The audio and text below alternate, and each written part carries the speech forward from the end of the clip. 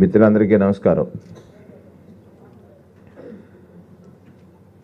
ఈరోజు ముఖ్యమంత్రి వైఎస్ జగన్మోహన్ రెడ్డి గారి అధ్యక్షతన జరిగినటువంటి 49వ మంత్రిమండలి సమావేశం ఒక ప్రత్యేక సమావేశం. ఈ రాష్ట్రంలో ఉన్నటువంటి నిరుద్యోగ యువతకి శుభవార్త. అలాగే ఈ రాష్ట్రంలో జనించినటువంటి విద్యను అభ్యసించదలిచినటువంటి విద్యార్థి లోకానికి ఒక సువర్ణ అధ్యాయానికి ప్రారంభించేటువంటి కీలక నిర్ణయాలు జరిగినటువంటి సమావేశంగా ఈ సమావేశాన్ని నేను అభివర్ణిస్తూ, ముందుగా ముఖ్యమంత్రి జగన్మోహన్ రెడ్డి గారి అధ్యక్షతన జరిగినటువంటి సమావేశంలో మంత్రిమండలి తీసుకున్నటువంటి కీలక నిర్ణయాల్ని మీ ద్వారా రాష్ట్ర ప్రజానీకానికి వివరించేటువంటి అవకాశం నాకు వచ్చింది. ప్రధానంగా ముఖ్యమంత్రి గారి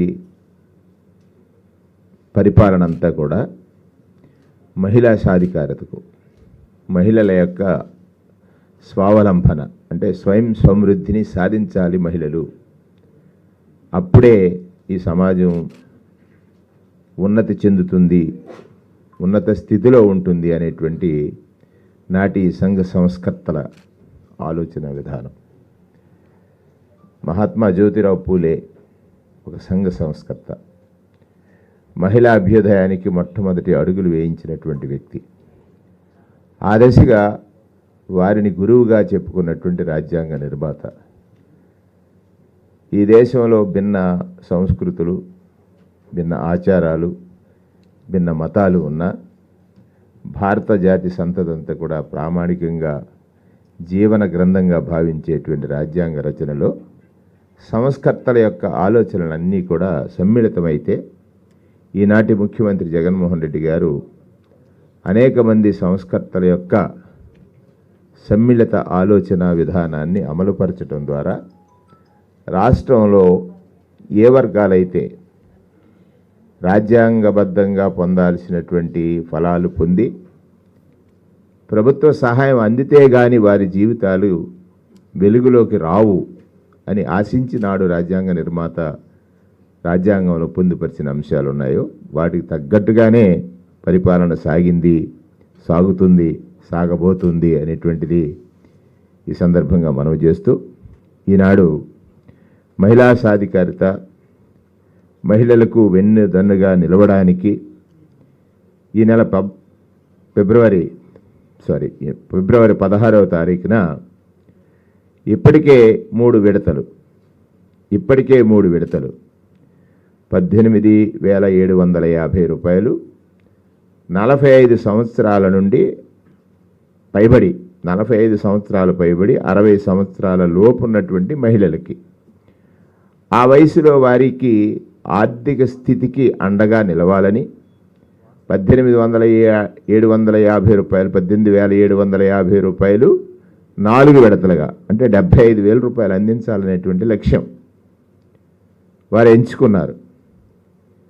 ఆనాడు చాలామంది ప్రతిపక్షాలు విమర్శ చేసినప్పటికీ కూడా చెప్పింది చేయటంలో మరెవరూ కూడా జగన్మోహన్ రెడ్డి గారికి సాటి రారు అన్నట్టుగా ఈ రాష్ట్ర ఆర్థిక పరిస్థితిపై అనేక ఆరోపణలు వచ్చినప్పటికీ, ఆర్థిక పరిస్థితిపై అనేకమైనటువంటి అసత్య ప్రచారాలు జరిగినప్పటికీ కూడా అవన్నీ కూడా పటాపంచలు చేస్తూ 4వ విడత మహిళలకు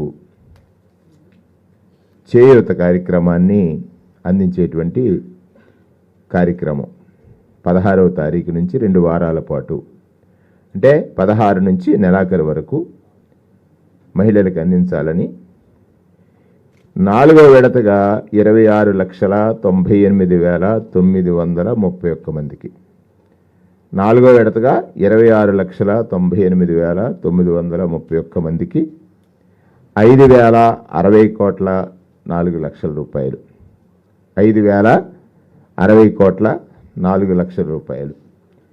సుమారుగా దాదాపు 14 లక్షల మంది మహిళలు స్వయం ఉపాధి పొందారు. దీనిలో 26,98,931 మందిలో గాను 14 లక్షల మంది స్వయం సమృద్ధి సాధించారు.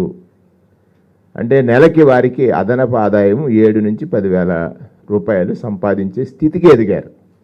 ఈ పథకంలో ఉన్నటువంటి ముఖ్య ఉద్దేశం అది ముఖ్యమంత్రి గారిది.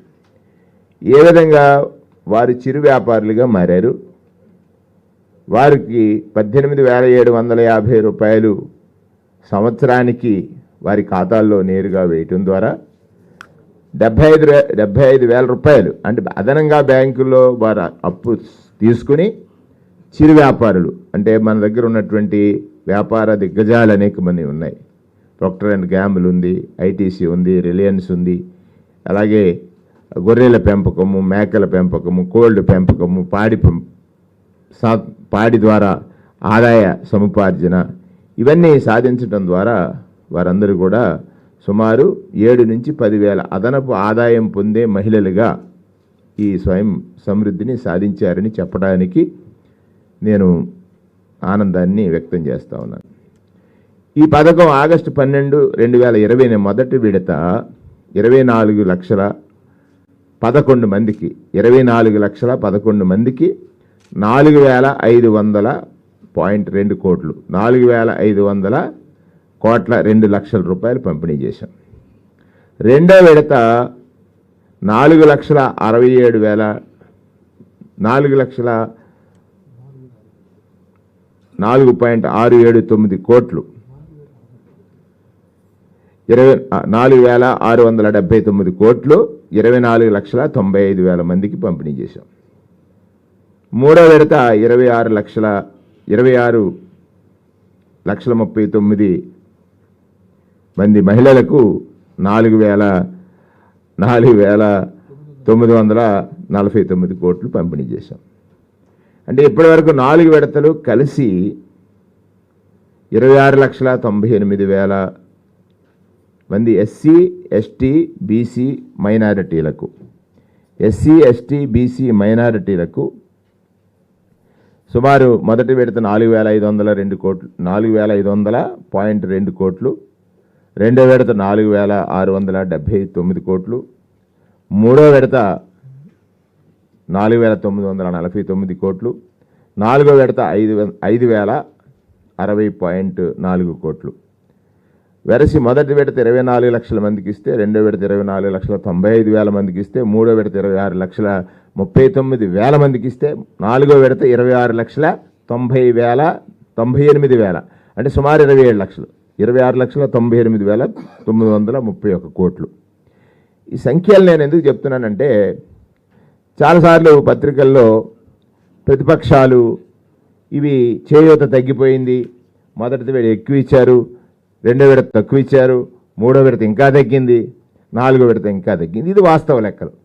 అంటే 24 లక్షలతో ప్రారంభమైనటువంటి చేయూత మహిళలు, అందులో ఎస్సీ, ఎస్టీ, బీసీ మైనారిటీలు ఇవాళ 26 లక్షలు అంటే సుమారు 3 లక్షల మందికి అదనంగా ఇచ్చాం. 4,500 కోట్ల రూపాయలు ప్రారంభమైతే ఇవాళ 5,060 కోట్ల రూపాయలు ఇచ్చాం. అంటే ఇప్పటిదాకా ప్రతిపక్షాలు చేసినటువంటి ఆరోపణలలో సత్యదూరము. ఇప్పటి వరకు ప్రతిపక్షాలు చేయూత కార్యక్రమం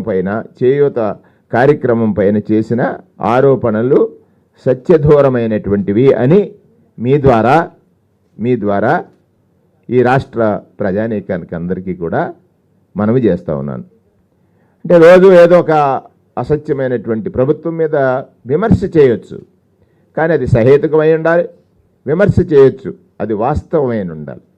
ఈ రెండింటికి దూరంగా ఇప్పటిదాకా జరిగిన విమర్శలన్నీ ఉన్నాయని, వాటన్నిటినీ పటాపంచలు చేస్తూ వాటన్నిటికీ ఒకే ఒక సమాధానం.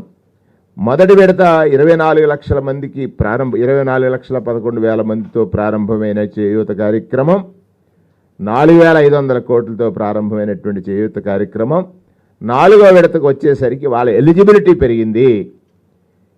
ఇక్కడ ఏదో ఒక ఫిక్స్డ్గా కాకుండా ఎవరికైతే అర్హత వచ్చిందో వారందరికీ కూడా ఇవ్వాలి, సహాయం చేయాలనేటువంటి ప్రభుత్వ దృక్పథం ఇందులో వాస్తవంగా కనపడింది 26,98,931 అంటే సుమారుగా 26,99,000 అంటే 27 లక్షల మందికి 5,060.4 కోట్ల రూపాయలు పంపిణీ. ఈ 4 విడతల్లో మహిళలకి 19,188 కోట్ల రూపాయలు చెల్లించాం. 19,188 కోట్ల రూపాయలు చెల్లించాం. ఇప్పటికే 26 లక్షల్లోనూ 14 లక్షల మంది స్వయం సహాయకంగా స్వయం సమృద్ధి సాధించారు. ఒక్కొక్క ఇంటికి 7 నుంచి 10,000 ఆదాయం ఒక్కొక్క మహిళ అదనంగా సాధించడం అనేటువంటిది ఇది నిజమైనటువంటి మహిళా సాధికారిత. ఇది మన పూర్వ సంఘ సంస్కర్తల ఆలోచన విధానం ఈనాటి ముఖ్యమంత్రి అమలు చేశారని చెప్పడానికి మీ ద్వారా రాష్ట్ర ప్రజానీకానికి ఆనందం వ్యక్తం చేస్తూ ఉన్నాను. రెండవది, గ్రామ పంచాయతీలు, పంచాయతీరాజ్ వ్యవస్థ ఏర్పడిన తర్వాత అనేకమైనటువంటి సంస్కరణలు జరిగాయి. 1959 నుండి మొన్నటి వరకు 73వ రాజ్యాంగ సవరణ వరకు, బలవంతరాయ్ మెహతా కమిషన్ సమావేశం నుంచి 73వ రాజ్యాంగ సవరణ వరకు. కానీ స్వయం సమృద్ధి జరగలేదనేటువంటి కారణంలో ఇంకొక సంస్కరణ మన రాష్ట్రంలో జరిగింది. అది సెక్రటేరియట్ వ్యవస్థ రూపకల్పన. అంటే ప్రజాస్వామ్య స్ఫూర్తి, ప్రజాస్వామ్య లక్ష్యం, ప్రజాస్వామ్య యొక్క ఆశయం ఏమిటంటే ప్రజలకు నేరుగా, ప్రజలకు దగ్గరగా ప్రభుత్వం ఉండాలని, ఆ ప్రభుత్వ సేవలన్నీ ప్రజలకు అందటం ద్వారా ప్రజలు వారి యొక్క అవసరతలు తీర్చుకొని ఎదగాలనేటువంటి లక్ష్యం. ఆ లక్ష్యంలో భాగంగా మనం ఏర్పాటు చేసుకున్నటువంటి గ్రామ పంచాయతీల్లో ప్రతి పంచాయతీలోనూ సెక్రటరీ అంటే సచివాలయ సిబ్బందితో పాటు ఒక సెక్రటరీ ఉండాలనేటువంటిది 500 జనాభా లోపు ఉన్నటువంటి సెక్రటేరియట్ తప్ప మిగతా అన్నిటికీ కూడా అన్ని సెక్రటేరియట్లోనూ క్లాస్ ఫిఫ్త్ గ్రేడ్ ఫిఫ్త్ సెక్రటరీని నియమించాలనేటువంటి ఆలోచన ప్రభుత్వం చేసింది. దానిలో భాగంగా 14,989 సెక్రటేరియట్లు ఉంటే, సచివాలయాలు ఉంటే 13,171 పంచాయతీలకి 500 జనాభా మించి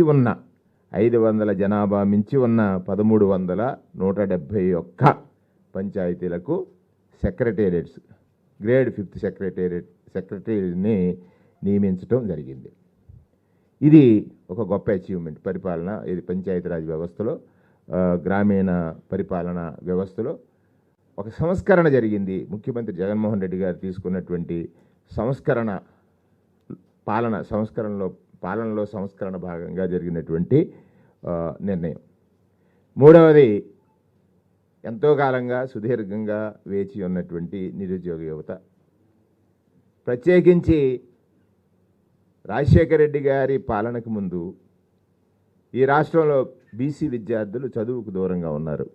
కారణం ఫీజు చెల్లించేవారు లేక. జగన్మోహన్ రెడ్డి గారి పాలనలో పిల్లలందరూ కూడా, అంటే బీసీ విద్యార్థులు చదువుకు దగ్గరయ్యారు. నాడు రాజశేఖర రెడ్డి గారి పాలనలో, ఇవాళ జగన్మోహన్ రెడ్డి గారి పాలన. కొంత నిరుద్యోగం అనేటువంటిది వేధిస్తున్నటువంటి అంశంగా చూస్తే, ఇవాళ ఈ రాష్ట్రంలో ఉన్నటువంటి డిఎస్సి జరగాలి అనేటువంటి కోరిక ఉంది చాలామందిలో.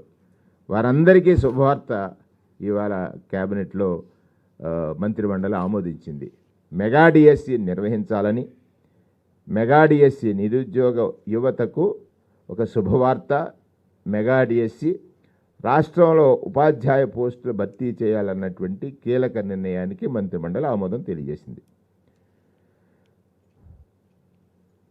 డిఎస్సి 2024 ద్వారా రాష్ట్ర వ్యాప్తంగా పాఠశాల విద్యాశాఖ, గిరిజన సంక్షేమ శాఖ, సాంఘిక సంక్షేమ శాఖ, బీసీ సంక్షేమ శాఖ పరిధిలో ఉన్నటువంటి పాఠశాలల్లో 6,100 పోస్టుల భర్తీకి మంత్రిమండలి ఆమోదం తెలియజేసింది.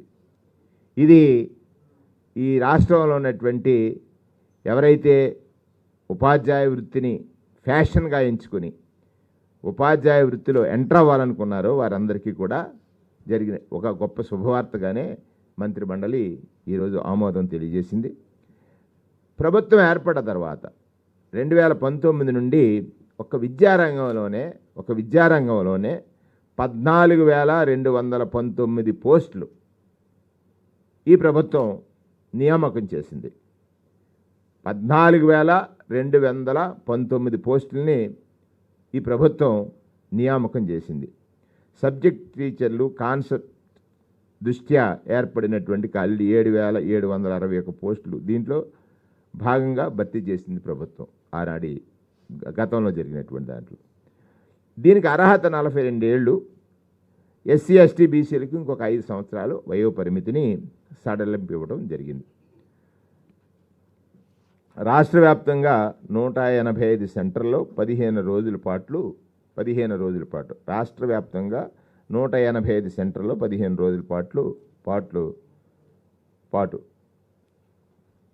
పరీక్షలు నిర్వహిస్తాం. 8 రోజులు టెట్ నిర్వహణ. దానితో పాటు ఇంకా ఉద్యోగ నియామకాలు ఉన్నాయి. అటవీ శాఖలో 689 పోస్టులు భర్తీ చేయాలని 689 భర్తీ చేయాలని మంత్రి మండలి ఆమోదం తెలియజేసింది. ఇందులో ఫారెస్ట్ రేంజ్ ఆఫీసర్లతో సహా వివిధ పోస్టులకు సంబంధించింది ఏపీపీఎస్సీ ద్వారా భర్తీ చేయడం కోసం ప్రభుత్వం మంత్రి మండలి ఒక కీలక నిర్ణయం చేసింది. ఇప్పటికే రాష్ట్ర ప్రభుత్వం ఏర్పడిన తర్వాత 2,13,000 ఉద్యోగాలు భర్తీ చేసినటువంటిది ఈ ప్రభుత్వ ఉద్యోగాలు 2,13,000 భర్తీ చేశాం. 2019 నుంచి ఇప్పటి వరకు 2,13,000 ఉద్యోగాలు భర్తీ చేశాం. తాజా నోటీస్ ద్వారా ఇంకొక 7,000 పోస్టుల్ని భర్తీ చేయబోతున్నాం. దీనితో కలిసి 2,20,000 ప్రభుత్వ ఉద్యోగాల కల్పన చేసినటువంటి 2,20,000 ప్రభుత్వ ఉద్యోగాలు కల్పన చేసిన ప్రభుత్వంగా జగన్మోహన్ రెడ్డి గారి ప్రభుత్వం రికార్డు సాధించింది అని చెప్పడానికి నేను చాలా గర్వపడుతున్నాను. దీనికి మంత్రిమండలందరూ కూడా హర్షాతిరేకాల మధ్యలో మెగా డిఎస్సి ప్రకటించినప్పుడు హర్షాతిరేకాలతో మంత్రిమండలందరూ కూడా ముఖ్యమంత్రి గారికి ధన్యవాదాలు తెలియజేశారు. మూడవది విద్యా విప్లవం. ఇది అత్యంత కీలకమైనటువంటిది. విద్యా విప్లవంలో మూడవది అత్యంత కీలకమైనటువంటి SCRTC అంటే మన విద్యా విధానంలో ఐబీని ఎంటర్ చేయడం ద్వారా ఐబీ విద్య అంటే రాష్ట్ర ప్రభుత్వం తీసుకున్నటువంటి క్వాలిటీ ఎడ్యుకేషన్లో ఐబీ డిజిటల్ క్లాస్ రూమ్స్ ఏర్పాటు చేయటము, ఫ్లాట్ ఛానల్స్ ఏర్పాటు చేయటము, కేవలం శ్రీమంతుల పిల్లలు మాత్రమే చదవగలిగిన విద్య, కేవలం శ్రీమంతుల పిల్లలు మాత్రమే చదవగలిగినటువంటి విద్య. ఇది ఇప్పటి వరకు జపాన్ అండ్ దక్షిణ కొరియా దేశాలు మాత్రం అడాప్ట్ చేసుకున్నటువంటి విద్యా విధానం. ఈ ఐబీ మన రాష్ట్రాన్ని ఎంపిక చేసుకుని ఇప్పుడే సార్ని కలిశారు ముఖ్యమంత్రి గారిని.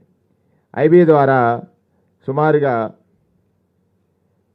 7 లక్షల నుంచి 36 లక్షల ఖరీదైనటువంటి విద్య ఆ స్కూల్లో చదవాలి ఐబీ విద్య అని అనుకున్నప్పుడు సంపన్నుల పిల్లలు చెల్లించేటువంటి ఫీజు అంతా 7 లక్షల నుంచి 36 లక్షల వరకు. ఐబీ ఎడ్యుకేషన్ పొందాలనుకున్నప్పుడు 7 లక్షల నుంచి 36 లక్షల వరకు వాళ్ళు చెల్లించి చేస్తున్నటువంటి విద్య రేపు 25లో ప్రారంభమైతే 1935 నాటికి వారు 10th +2 2 దేనికోసమని రాయొచ్చు రేపు పొద్దున కొంతమంది ఐబీ విద్య ఇదని. దేనికోసమని అంటే ఈ క్వాలిటీ ఎడ్యుకేషన్ వల్ల ఇంటర్నేషనల్ స్టాండర్డ్స్ పెరిగి మన విద్యార్థులు అంటే అందని ద్రాక్షగా ఉన్నటువంటి ఈ ఐబీ విద్య అందుబాటులో ప్రభుత్వ పాఠశాలలకు తెచ్చినటువంటి ఘనత భారతదేశ చరిత్రలో అందని ద్రాక్షగా ఉన్నటువంటి ఐబీ ఎడ్యుకేషన్ని ప్రభుత్వ పాఠశాలల్లోకి అందుబాటులో తెచ్చినటువంటి ఘనత ముఖ్యమంత్రి జగన్మోహన్ రెడ్డి గారికి దక్కుతుందని మొత్తం యావత్ క్యాబినెట్ మంత్రివర్గం అంతా కూడా హర్షాతిరేకాలతో వారికి ధన్యవాదాలు తెలియజేసింది. ఎందుచేత ఇంటర్నేషనల్ స్టాండర్డ్స్ పెరుగుతాయి. ఇది క్లాస్ యూనివర్సిటీస్లో మన పిల్లలు ఈజీగా కమ్యూనికేషన్ స్కిల్స్ పెరగడం వల్ల రేపు సంవత్సరం ప్రారంభిస్తే 10th క్లాస్కి వస్తులోకి వారు కమ్యూనికేట్ చేసేటువంటి స్కిల్స్ ఏవైతే ఉన్నాయో అవి కూడా చాలా ఎక్సలెంట్గా పెరుగుతుందనేటువంటి ఉద్దేశంతో ఈ ఐబీ ఎడ్యుకేషన్ని ఇంట్రడ్యూస్ చేస్తూ మన ప్రభుత్వ పాఠశాలలో తీసుకున్నటువంటి నిర్ణయానికి ముఖ్యమంత్రి గారికి అందరూ కూడా ధన్యవాదాలు తెలియజేసినటువంటి విధానాన్ని ఈ సందర్భంలో ఈ 24-25లో ఉపాధ్యాయులకు విద్యాశాఖ అధికారులతో పాటు శిక్షణ ఇస్తారు. అంటే ఐబీ విద్య తెచ్చేశారు, దానికి సంబంధించినటువంటి ట్రైనింగ్ ఉందా లేదా అనేటువంటి క్వశ్చన్ రావచ్చు రేపు పొద్దున్న. అది పర్టికులర్గా అడుగుతారు కాబట్టి ప్రతిపక్షాలకు ఆ తావేమీ ఇవ్వకుండా వారిని టీచర్స్ని విద్యాశాఖలో ఉన్న వారిని అందరినీ కూడా ట్రైన్ చేసేటువంటి కార్యక్రమం 24-25లో జరుగుతుంది. సామర్థ్యం నైపుణ్యాల పెంపు 25 నుంచి 1వ తరగతి చెప్పాను కదా. ఫస్ట్ క్లాస్ స్టార్ట్ అయితే 26 నుంచి సెకండ్ క్లాస్ స్టార్ట్ అవుతుంది. ఫస్ట్ క్లాస్ 25లో స్టార్ట్ అవుతుంది, సెకండ్ క్లాస్ 26లో స్టార్ట్ అవుతుంది. సుమారుగా 2035 నాటికి 10th క్లాసు, 2037 నాటికి +2 రెండు కూడా పరీక్షలు రాసే స్థితికి మన పాఠశాలలో చదివిన విద్యార్థులందరూ తయారవుతారు. దీని ద్వారా వాళ్ళ ఆ సర్టిఫికెట్కి ఉన్నటువంటి వాల్యూ, ఐబీ ఎడ్యుకేషన్ సర్టిఫికెట్కి ఉన్నటువంటి వాల్యూ ఇంటర్నేషనల్గా చాలా వాల్యుబుల్ సర్టిఫికెట్. అంటే సుప్రసిద్ధ యూనివర్సిటీల్లో ప్రవేశాలు చాలా మెరుగ్గా ఉంటాయని ఆంధ్రప్రదేశ్ రాష్ట్ర హిస్టరీ అంటే ఆంధ్రప్రదేశ్ రాష్ట్ర చరిత్ర దీనితో ఈ ఎడ్యుకేషన్తో ప్రపంచ స్థాయికి ఎదుగుతుందనేటువంటి లక్ష్యం. ఆ లక్ష్యానికి జరిగినటువంటి ఇవాళ ఏదైతే క్యాబినెట్లో చర్చ జరిగిందో దానికి జరిగినటువంటి నిర్ణయం ఇది చారిత్రకమైనటువంటి మార్పు ద్వారా ఒక మంచి అడుగు. ఇప్పటికే విద్యాపరమైనటువంటిది చాలా అడుగులు వేశాం. దానితో పాటు అవి చెప్పి బ్యాక్లారెట్ ఎడ్యుకేషన్, సిబిఎస్సి, ఐబిఐ ఉంటుంది, సేమ్ ఉంటుంది, కానీ దాన్ని ఇంకా మనం పెంచాలనేది. ఇప్పుడు మన ఉద్దేశం ఏమిటి? ఇప్పుడు సిబిఎస్సి ఉంది, ఎస్ ఆమోదం జరిగిన తర్వాతే కదా. ఎస్ఎస్సి బోర్డు ఉంటుంది, దానికి తోడు ఇప్పుడు సిబిఎస్సి సిలబస్ ఉందా? ఎస్ఎస్సి బోర్డు ఉండగా ఉంది కదండి. కాదు, సిబిఎస్సి ఉందా లేదా?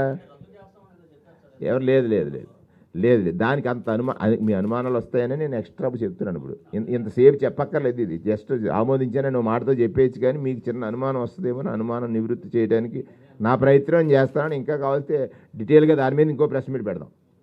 ఇది క్యాబినెట్ నిర్ణయం వరకు చెప్తాను, డీటెయిల్ ప్రెస్ మీట్ మళ్ళీ ఇంకొకసారి పెట్టేయడానికి ట్రై చేస్తాను. అంటే ఒకటి ఐబీ లాంటి ఎడ్యుకేషన్ ఎక్కడో దొరకంది, 7 నుంచి 36 లక్షలు అయ్యేటువంటి ఎడ్యుకేషన్ వాళ్ళ ప్రభుత్వ పాఠశాలలో తెచ్చినందుకు మీరు పెద్ద పతాక శీర్షికలు రాయాలి మా పత్రికలన్నీ. ఎక్కడో 7 లక్షలు ఖర్చు చేసి మొదలు పెడితే 36 లక్షల వరకు ఖర్చు చేయాల్సి ధనవంతుడు మాత్రమే చదవగలిగినటువంటి విద్యని ప్రభుత్వ పాఠశాలల్లో ప్రవేశపెడుతున్నటువంటి ఈ రోజు రేపు ప్రతి పత్రికలో పతాక శీర్షికన రావాలి. ఇది మా విద్యా విధానం. మనం స్టేట్ బ్రాండ్ కదా, మనం బ్రాండింగ్ చేయాల్సింది స్టేట్లో. అది దేశం అంతా చూస్తుంది, ప్రపంచం అంతా చూస్తుంది. చెప్పాను ఇప్పుడే నేను, జపాన్, దక్షిణ కొరియా మాత్రమే ఉన్నాయి వీటిలో ఐబీ ఎడ్యుకేషన్ సపోర్ట్ చేసింది. వాళ్ళు మన రాష్ట్రాన్ని ఎంచుకుని వచ్చి సపోర్ట్ చేస్తానన్నందుకు వారికి స్వాగతం పలుకుతున్నాం. రెండోది, అది అందుబాటులోకి రావడం ద్వారా మన విద్యార్థులందరూ కూడా చూడండి, గతంలో ఇంజనీరింగ్ చదవాలంటే ఎంత కష్టం, ఫీజు రియంబర్స్మెంట్ వచ్చిన తర్వాత ఎంతమంది విద్యార్థులు వచ్చారు, డాక్టర్ చదవాలంటే ఎంత కష్టం, ఇవాళ మెడికల్ కాలేజీలు పెరిగిన తర్వాత ఎంతమంది డాక్టర్లు పెరిగారు. ఇవన్నీ ఇది పాజిటివ్ మేనర్లో మనం థింక్ చేసినట్లయితే ఖచ్చితంగా అది అందుబాటులోకి వచ్చిన తర్వాత కేరళ ఎడ్యుకేషన్లో ఎందుకు ముందుకు వెళ్ళిందని అంటే ఎడ్యుకేషన్లో వాళ్ళు తీసుకున్నటువంటి కొన్ని నిర్ణయాలు, దాన్ని మించి మనం చేస్తున్నాం. దానికోసం మీరు పతాక శీర్షికను రేపు రాస్తే నేను చాలా ఆనందపడతాను యాజ్ ఐఎన్డిపిఆర్ మినిస్టర్. ఏంటి అన్ని స్కూల్లో అంటే ఇప్పుడు ఏదైతే మన స్కూల్స్ అన్నీ కూడా ఐబీ స్టాండర్డ్స్కి పెరుగుతున్నాయి. సార్ ఇప్పుడు మనం ట్యాబ్లు ఇచ్చాము, ఫ్లాట్ ప్యానల్స్ ఇస్తున్నాము, ఇప్పుడు ట్రైనింగ్ ఇస్తాము, టీచర్స్కి ట్రైనింగ్ ఇస్తాము, ఎడ్యుకేషన్ ఇన్స్టిట్యూషన్స్లో పనిచేసే వాళ్ళు అందరికీ కూడా ట్రైనింగ్ ఇస్తాం, అన్నీ కూడా జరుగుతాయి ఉన్నట్లో. ఇప్పుడు మన ప్రభుత్వ పాఠశాలల్లో తేవాలనేది దేశం మంది. సో ఆ స్టాండర్డ్స్కి పెంచాలి మన విద్యార్థులనే తపన. అడుగులు పడుతున్నప్పుడు అడుగుల్ని పరుగులుగా మార్చి, పరుగుల్లో పోటీలు పెంచి, పోటీల్లో మెడల్స్ సాధించేలాగా చేయాలనేది ముఖ్యమంత్రి గారి ఆలోచన. మీరు అడుగుల్లోనే ఆపేస్తున్నట్టు ఎట్లాగా? ఎస్, అన్ని స్కూల్స్. అదే ఇప్పుడు ఏదైతే మనం ఫ్లాట్ ఛానల్స్ ఇచ్చామో, ఎన్ని స్కూల్స్ని మనం సెలెక్ట్ చేసామో, అవన్నీ కూడా డీటెయిల్గా మనం వెళ్దాం.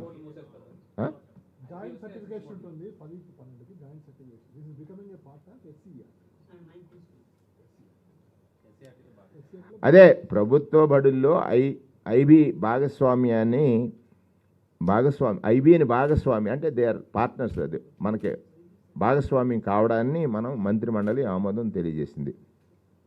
అలాగే రాష్ట్ర వ్యాప్తంగా ఉన్నటువంటి అన్ని విశ్వవిద్యాలయాల్లో బోధనేతర సిబ్బంది పదవీ విరమణ వయస్సు,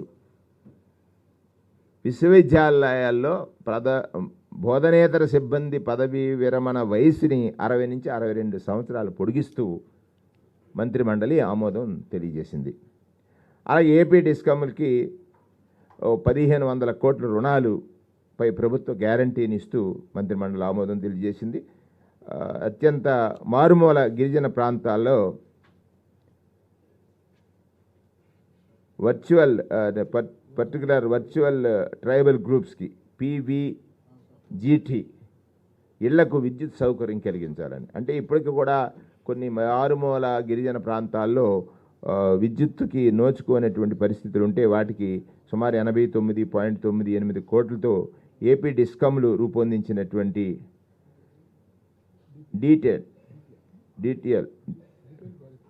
డీటెయిల్ ప్రాజెక్ట్ రిపోర్ట్ని మంత్రిమండలి ఆమోదం తెలియజేసింది. 1500 మెగావాట్ల సామర్థ్యం గల సౌర విద్యుత్తు ఉత్పత్తికి 1500 మెగావాట్ల సామర్థ్యం గల సౌర విద్యుత్ ఉత్పత్తికి గ్రీన్కో ప్రైవేట్ లిమిటెడ్ కంపెనీకి మంత్రిమండలి ఆమోదం తెలియజేసింది. నంద్యాల జిల్లా గుడివేముల మండలం చిన్నక్కలపల్లె దగ్గర 1272.7 ఎకరాలు, మిట్టూరు మండలం మాసాపేట సాగలూటి గ్రామంలో 1011.44 ఎకరాలు, కర్నూలు జిల్లా ఓర్వకల్లు మండలంలో ఉయ్యాలవాడలో అవసరమైనటువంటి భూముల్ని గుర్తించి వారికి కేటాయించాలనేటువంటి విషయానికి మంత్రిమండలి ఆమోదం తెలియజేసింది. 3350 మెగావాట్ల సోలార్ ప్రాజెక్టులను ఏర్పాటు చేయాలన్న JSW neo energy limited YSR జిల్లా చక్రాయపేట దగ్గర 400 మెగావాట్లు, సత్యసాయి జిల్లా ముదిగుబ్బల వద్ద 1050 మెగావాట్లు, అనంతపురం జిల్లా కనగానపల్లి రాప్తాడుల్లో 1050 మెగావాట్లు, అనంతపురం జిల్లాలో డీహేర బొమ్మహాల్ దగ్గర 850 మెగావాట్ల సోలార్ ప్లాంట్లు ఏర్పాటు చేయడానికి దాదాపు 1265 కోట్ల పెట్టుబడి పెట్టనున్న JSW నియో ఎనర్జీ లిమిటెడ్ ఈ ప్లాంట్ ఏర్పాటు ద్వారా లిమిటెడ్ కోసం పెట్టుబడి పెడుతుంది. ఈ ప్లాంట్ ఏర్పాటు ద్వారా 3300 మందికి ప్రత్యక్షంగా ఉద్యోగాలు వస్తాయి. ఈ ఉద్యోగ కల్పనలో ఇదొక ముందడుగు. 3300 మందికి ప్రత్యేకించే ఉద్యోగాలు వస్తాయి. నంద్యాల జిల్లా ఆవుకు మండలం కుంట్ల, కర్నూలు జిల్లా పేల్పి మండలం జలదుర్గం దగ్గర 2 విండ్ పవర్ ప్రాజెక్ట్ ఏర్పాటు చేయాలని JSW నియో ఎనర్జీ లిమిటెడ్ 171.60 మెగావాట్ల విండ్ పవర్ ప్రాజెక్టుల ఏర్పాటుకు 1280 కోట్ల పెట్టుబడి, ప్రత్యక్షంగా 200 మందికి ఉపాధి కలుగుతున్న దానికి మంత్రిమండలి ఆమోదం తెలియజేసింది. శ్రీ సత్యసాయి జిల్లా తలుపుల మండలం పులిగొండ్లపల్లెలో 1000 మెగావాట్ల సోలార్ ప్రాజెక్టు ఏర్పాటు చేయనున్న ఆక్వాగ్రీన్ ఇంజనీరింగ్ మేనేజ్మెంట్ ప్రైవేట్ లిమిటెడ్ సుమారు 4000 కోట్ల ఖర్చు చేయనున్న కంపెనీలకు 1000 మందికి ప్రత్యక్ష ఉద్యోగ కల్పనకు మంత్రిమండలి ఆమోదం తెలియజేసింది. కర్నూలు జిల్లాలో అప్సరి వద్ద 200 మెగావాట్ల విండ్ పవర్ ప్రాజెక్టు ఏర్పాటు చేయనున్న Ecoren energy in India private limited సుమారు 1350 కోట్ల ఖర్చు 200 మందికి ప్రత్యక్ష ఉద్యోగాలు కల్పనకు మంత్రిమండలి ఆమోదం తెలియజేసింది. సోలార్ విండ్తో సహా పంప్డ్ హైడ్రో స్టోరేజ్ ప్రాజెక్టులు ఏర్పాటుకు Indosol solar power private limited సంస్థకి అవసరమైనటువంటి భూములు కేటాయింపుకు ఎస్పీవి ఏర్పాటు చేయనున్న ప్రతిపాదనలకు మంత్రిమండలి ఆమోదం తెలియజేసింది. శ్రీ సత్యసాయి మరియు అనంతపురం జిల్లాలో 600 మెగావాట్ల విండ్ పవర్ ప్రాజెక్టు ఏర్పాటు చేయనున్న రెన్యూవల్ విక్రయ శక్తి ప్రైవేట్ లిమిటెడ్ దీనికి 3600 కోట్ల పెట్టుబడి పెట్టనున్న సంస్థ. ఆ సంస్థ 3600 కోట్ల పెట్టుబడి పెట్టి 600 మందికి ప్రత్యక్ష ఉద్యోగాలు కల్పన కోసం మంత్రిమండలి ఆమోదం తెలియజేసింది. Upper Sileru pumped storage hydro electrical ప్రాజెక్టులో భాగంగా 1500 మెగావాట్లు చొప్పున 9 యూనిట్ల ఏర్పాటుకు సంబంధించినటువంటి పరిపాలనాపరమైనటువంటి అనుమతులు మంజూరు చేయాలన్న దానికి ఏపీ జెన్కోకు చేసిన ఏపీ జెన్కో ప్రతిపాదనలకి మంత్రిమండలి ఆమోదం తెలియజేసింది. 12,264.36 కోట్ల ఏర్పాటు కావాలని పంప్డ్ స్టోరేజ్ హైడ్రో ఎలక్ట్రికల్ ప్రాజెక్టుకి మంత్రిమండలి ఆమోదం తెలియజేసింది. పల్నాడు జిల్లా నర్సరావుపేటలో జామియా మసీద్ షాపింగ్ కాంప్లెక్స్ నిర్మాణానికి సంబంధించిన ఆస్తి పన్ను మినహాయిస్తూ మంత్రిమండలి ఆమోదం తెలియజేసింది. న్యాచురల్ గ్యాస్ మీద ప్రస్తుతం వ్యాట్ ట్యాక్స్ 24.5% నుండి 5%కి తగ్గిస్తూ మంత్రిమండలి ఆమోదం తెలియజేసింది. లార్జ్ మెగా ప్రాజెక్టు సంబంధించి పాలసీలో భాగంగా రాయితీలు ఇవ్వాలన్న state investment promotion board SIPB ప్రాజెక్టుకు మంత్రిమండలి ఆమోదం తెలియజేసింది. 4వ స్టేట్ ఫైనాన్స్ కమిషన్ రిపోర్ట్కి మంత్రిమండలి ఆమోదం తెలియజేసింది. Andhra Pradesh government life insurance fund 2024 ప్రతిపాదనలకు మంత్రిమండలి ఆమోదం తెలియజేసింది.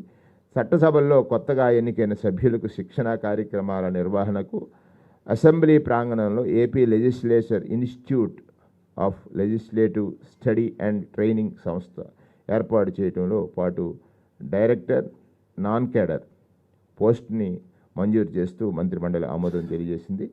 ఆంధ్రప్రదేశ్ లెజిస్లేటివ్ సెక్రటరీలో 27 పోస్టులు భర్తీ చేయడం కోసం మంత్రిమండలి ఆమోదం తెలియజేసింది. ఆంధ్రప్రదేశ్ అడ్వకేట్స్ వెల్ఫేర్ ఫండ్ 1987 సవరణకు మంత్రిమండలి ఆమోదం తెలియజేసింది. Andhra Pradesh advocate clerk welfare fund act 1992కి సవరణ చేస్తూ మంత్రిమండలి ఆమోదం తెలియజేసింది. పల్నాడు జిల్లాలో పులిచింతల ప్రాజెక్టు పరిధిలో ఉన్నటువంటి 5,376 నిర్వాసిత కుటుంబాలకు R&R ప్యాకేజీలో భాగంగా ఇస్తున్నటువంటి ఇళ్ల పట్టాలు ఇళ్లకు సంబంధించి 52 కోట్లు స్టాంప్ డ్యూటీని 8 కోట్ల రిజిస్ట్రేషన్ ఫీజుని యూజర్స్ ఛార్జీలని మినహాయిస్తూ తీసుకున్న నిర్ణయానికి మంత్రిమండలి ఆమోదం తెలియజేసింది. ప్రముఖ చెస్ క్రీడాకారిణి కుమారి కొలగట్ల అలానా మీనాక్షికి విశాఖపట్నం జిల్లా పెందుర్తి మండలంలో చిన్న ముషినివాడలో 500 గజాల స్థలాన్ని కేటాయిస్తూ ప్రతిపాదించినటువంటి ప్రతిపాదనకు మంత్రిమండలి ఆమోదం తెలియజేసింది. అంతర్జాతీయ టెన్నిస్ క్రీడాకారిణి సాకేత్ మైనేనికి విశాఖపట్నం జిల్లా పెందుర్తి మండలంలో చిన్నముషిరివాడలో 1000 చదరపు గజాలు నివాస స్థలాన్ని కేటాయిస్తూ తీసుకున్న నిర్ణయానికి మంత్రిమండలి ఆమోదం తెలియజేసింది. తిరుపతి జిల్లా సత్యవేడు మండలం మల్లివారిపాలెంలో Indian institute of technology IIIT city ఏర్పాటు కోసం అవసరమైన 42 ఎకరాల 23 సెంట్లు భూమిని కేటాయించాలన్న నిర్ణయానికి మంత్రిమండలి ఆమోదం తెలియజేసింది. స్థూలంగా ఈరోజు ఒక శుభవార్తల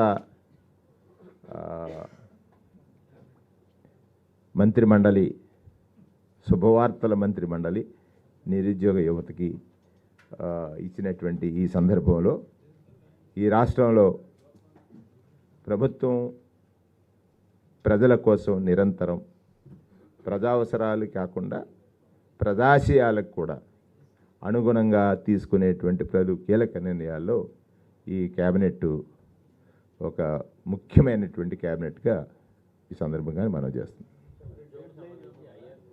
ఎవరెవరు ఒకరొక్కరు మాట్లాడండి. అది తీసుకుంటే చెప్పేద్దాను కదా, నేను చెప్పాను కదా డేట్స్.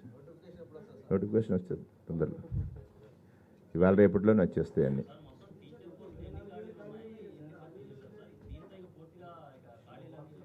పూర్తిగా ఏమి భర్తీ లేదు. ఇప్పుడు దాకా టీచర్స్ పోస్ట్ చెప్పాను కదా, 19,000 పైచిలుకు. ఇప్పుడు ఎంత చెప్పాం మనం? 14,000 ముందు చేసాం ఆల్రెడీ.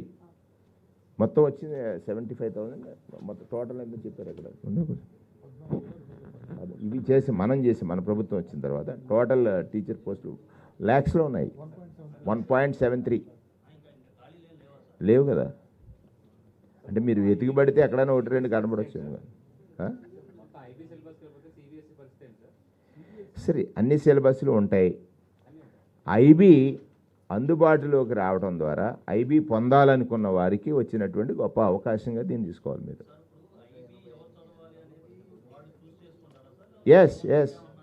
ఎస్ మనం అందుబాటులోకి తెస్తాం. చదవాలనేది వారు ఇప్పుడు తెలుగు మీడియం చదవాలనుకున్నారు. ఇంగ్లీష్ మీడియాన్ని వచ్చినంతరానే తెలుగు మీడియాన్ని చదవట్లేదని మనం అనుకోవద్దు కదా. ఇంగ్లీష్ మీడియం చదవాలనుకున్న వాడికి ఇంగ్లీష్ మీడియం అందుబాటులోకి తేవడమే గొప్పతనం. తెలుగు మీడియం చదవద్దని కాదు కదా మన ఉద్దేశం. అలాగే సిబిఎస్ఈ చదువుతున్నారు కదా. సిబిఎస్ఈ సిలబస్ నాకు ఒక కాకినాడలో ఉండగా ఒక ఐఏఎస్ అధికారి వచ్చారు. మా పిల్లల్ని నేను ఇక్కడ ట్రాన్స్ఫర్ పెట్టుకోవాలనుకుంటున్నాను, సిబిఎస్ఈ సిలబస్ ఇక్కడ లేదు, ఇక్కడ హైదరాబాద్లో ఉంది కాబట్టి అక్కడ హైదరాబాద్ ట్రాన్స్ఫర్ అయిపోయారు అన్నారు. సిబిఎస్ఈ కాకినాడలో అందుబాటులోకి వచ్చిన తర్వాత సిబిఎస్ఈ అక్కడ చదివిస్తున్నారు కదా. సో ఎడ్యుకేషన్ వాల్యూ అనేటువంటిది ఎడ్యుకేట్ అయిన వాళ్ళకి, తర్వాత అవేర్నెస్ ఉన్న వాళ్ళకి, రాజశేఖర రెడ్డి గారి ప్రభుత్వం ముందు ఆస్తున్న వాడికి విద్య వెళ్ళి తెలుసు కాబట్టి, ఎందుకబ్బా ఇక్కడ 2 ఎకరాలు 3 ఎకరాలు అమ్మేసి హైదరాబాద్ పోయి పిల్లల్ని చదివిస్తున్నారు, వీళ్ళు పిల్లలు చదివితే ఏమొస్తుంది అనుకునేవాళ్ళం మేము. కానీ వాళ్ళకి తెలిసింది ఒక 3-4 జనరేషన్స్ ముందు ఐటీలోకి ఎంటర్ అయిన వాళ్ళు అందరూ కూడా డబ్బున్న వాళ్ళు పిల్లలే.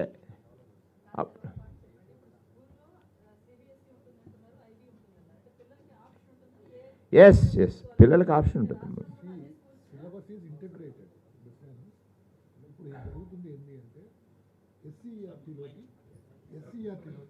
దీన్ని తీసుకొచ్చాం, ఐబీని భాగస్వామ్యం చేసి ఎస్సీఆర్టీలో IB is becoming a part of SCR. Yes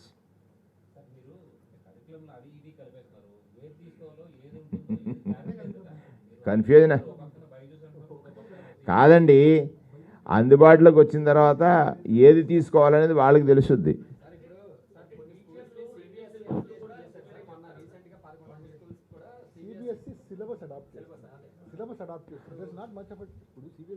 ఎస్సీఆర్టీలోకి ఈ కరికులంని తీసుకొచ్చాం.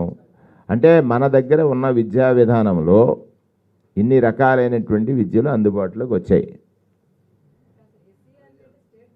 అంతే. State council of educational research and training board వేరు కదా. మనం సిబిఎస్ఈ సిలబస్ అడాప్ట్ చేసుకున్నాం. సిబిఎస్ఈ సిలబస్ అడాప్ట్ చేసుకున్నాం. సిలబస్ అడాప్షన్ మనకు అన్ని క్లాసుల్లో కూడా NCERT syllabus. I think we need to talk to education department about it.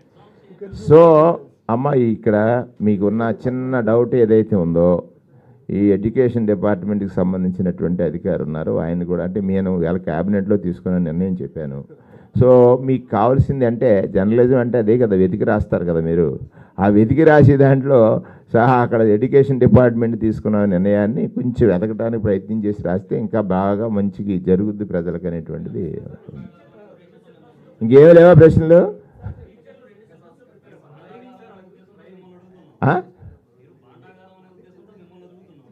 భాండం భారమా గారమా? ఇక్కడ చిన్న విషయం చెప్పాలి. నిన్న కాదు కానీ మధ్యకాలంలో నాకు ఒక చిన్న అనుమానం వచ్చింది, మీ ద్వారా రాష్ట్ర ప్రజానీకానికి తెలియజేయాలనుకుంటున్నాను. చిన్న స్మాల్ థింగ్ ఏంటంటే, సాధారణంగా రాజకీయాల పట్ల పౌరులకు ఉన్నటువంటి నమ్మకాలు, అందులోనే ప్రజాస్వామ్యం పట్ల ప్రజలకు ఉన్నటువంటి నమ్మకం, ఈ రెండు చూసినప్పుడు ఈ రాష్ట్రంలో చాలా రాజకీయ పార్టీలు వచ్చాయి. ఆ రాజకీయ పార్టీలు ప్రజాజీవనాన్ని మార్చడానికి పలు దఫాలు పలు రకాలుగా పలు విధాలుగా పరిపాలన చేశారు. 82 ఆ ప్రాంతంలో ఎన్టీ రామారావు గారు పార్టీ పెట్టారు. తర్వాత కాలంలో నేషనల్ పార్టీస్ ఉన్నాయి, రీజనల్ పార్టీస్ వచ్చినప్పుడు ఎన్టీ రామారావు గారు పెట్టిన పార్టీని చంద్రబాబు నాయుడు గారు లాక్కున్నారు, అది తీసుకున్నారు. మా అంగారాస్తి కాబట్టి ఈజీగా డాక్యుమెంటేషన్ జరిగింది.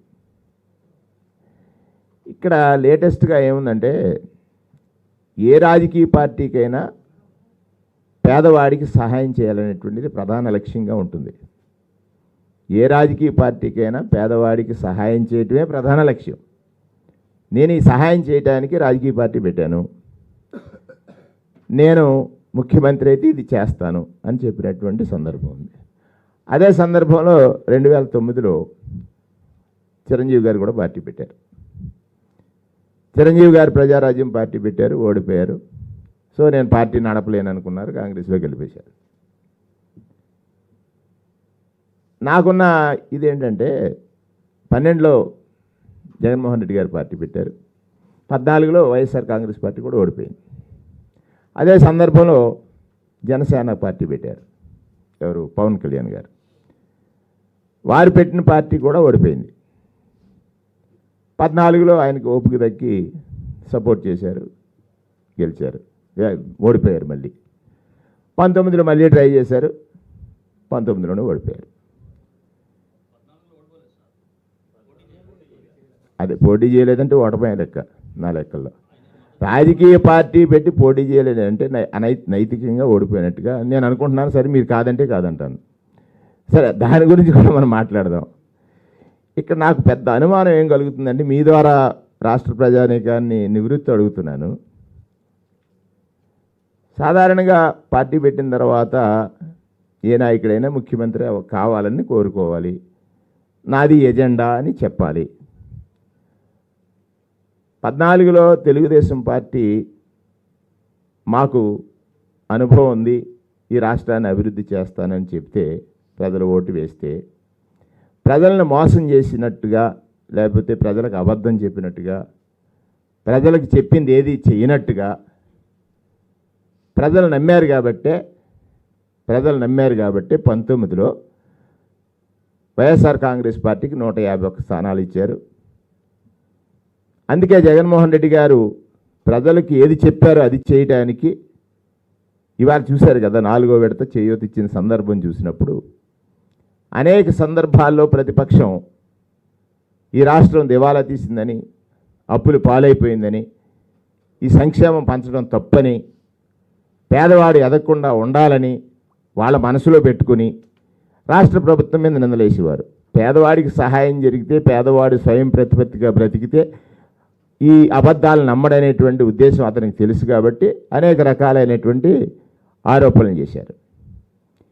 ఇక్కడ చాలా ఆశ్చర్యకరమైన ఏమిటంటే ఏ ప్రభుత్వ లక్ష్యమైనా, ఏ రాజకీయ పార్టీ లక్ష్యమైనా కనీసం కార్యకర్త నుంచి ముఖ్యమంత్రి దాకా, కార్యకర్త నుంచి పార్టీ అధ్యక్షుడి దాకా ఒకే లక్ష్యం ఉంటుంది, పేదవాడికి సహాయం చేయాలనేది.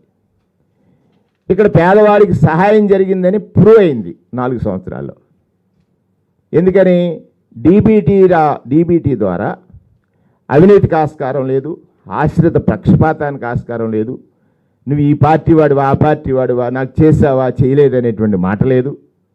నీకు కష్టం ఉంటే చాలు ఈ ప్రభుత్వం ఉందని ఒక నమ్మకం కలిగించినటువంటి ప్రభుత్వం వైఎస్ఆర్ ప్రభుత్వం, జగన్మోహన్ రెడ్డి గారి ప్రభుత్వం. ఒక వింత ఏం జరుగుతుందంటే రాజకీయాల్లో ఇది వింత, చాలా వింత. పేదవాడికి మంచి జరుగుతుందని నా ప్రభుత్వాన్ని ఓడించడానికే నా పార్టీ ఉందని చెప్పేటువంటి ఒక కొత్త నాయకుడు వచ్చాడు చరిత్రలో. పేదవాడికి మంచి జరుగుతుంది, పేదవాడికి మేలు జరుగుతుంది, అటువంటి ప్రభుత్వాన్ని ఓడిస్తాను అనేటువంటి నాయకత్వం వచ్చినటువంటి ఈ రోజుల్లో ఇది ప్రజాస్వామ్య స్ఫూర్తికి విరుద్ధం అని నా భావన. ప్రజాస్వామ్య స్ఫూర్తికి విరుద్ధం. పేద ప్రజలను ఆదుకోవడానికే ప్రభుత్వాలని ప్రజాస్వామ్యం పట్ల నమ్మకం పెంచుకున్న ప్రజలకి పేదవాడిని ఆదుకుని, పేదవాడిని పెద్దవాడిని చేయాలని, పేదవాడికి ఏ కష్టం వచ్చినా నా ప్రభుత్వం ఉందని భావించేటట్టుగా పాలించేటువంటి ప్రభుత్వాన్ని ఓడించడానికే పార్టీ పెట్టాననేటువంటి ఒక వింత ధోరణి కలిగినటువంటి వ్యక్తి పార్టీల్లో కనపడటమని అంటే రాజకీయ వ్యవస్థ పట్ల ప్రజలకి నమ్మకం సడలిపోద్దనేటువంటిది నా అభిప్రాయం. అటువంటి వ్యవస్థలో మా పవన్ కళ్యాణ్ గారు కనపడుతున్నారు. ఆయన పార్టీ పెట్టి 14 ఏళ్ళు అబద్ధం చెప్పి ప్రజల్ని మోసగించి, మహిళల్ని మోసగించి, విద్యార్థులను మోసగించి, ఉద్యోగులను మోసగించి, అన్ని రకాల మోసం దగా కుట్ర ఇవన్నీ కలిపితే ఒక రూపం.